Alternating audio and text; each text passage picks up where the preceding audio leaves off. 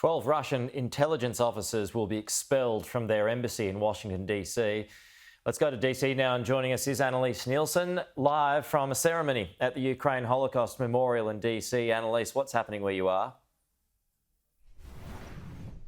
Well, Pete, the protesters who were outside the White House have moved here to the Holocaust Memorial. It's here that there's a ceremony being held by the congressional members of the Friends of Ukraine. And this is a particularly poignant moment in that many of these people have travelled from across America. In particular, there's a large contingent of Ukrainians who live in Detroit, and they've come here to meet with their congressional representatives to ask for more support for Ukraine. One of the things that they're specifically asking for is increased air support. We heard the White House say today that they're not looking at doing that. If they send in US fighter planes, they say it's too close to coming into war with Russia directly. One of the other issues, though, has been this question around what's going to happen with these sanctions, whether that's enough or they need more money going towards Ukraine. But what we've heard from the White House is that they are taking this seriously, and this is, of course, going to be a major focus for the State of the Union.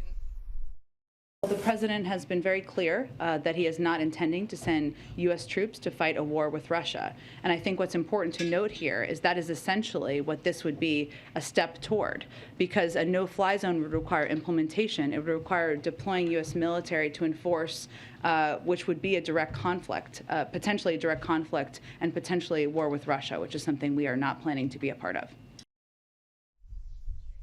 One of the other major issues, especially in Congress, has been the discussion around energy security. The Republicans want more of their energy being from what they say is more reliable sources, things like oil and gas, and they want that production to start up again so that they don't rely on Russia. This has really wedged the Democrats because they want more renewable energy, and it's putting them in a difficult position with their climate change platform. This is all going to be important for the State of the Union, which normally is set months in advance, but this is likely to be something they have to completely reconfigure given the Ukraine crisis. But we'll have all of that detail, of course, live on Sky. Yeah, Annalise Nielsen, thank you. And as Annalise said there, it's all live here on Sky.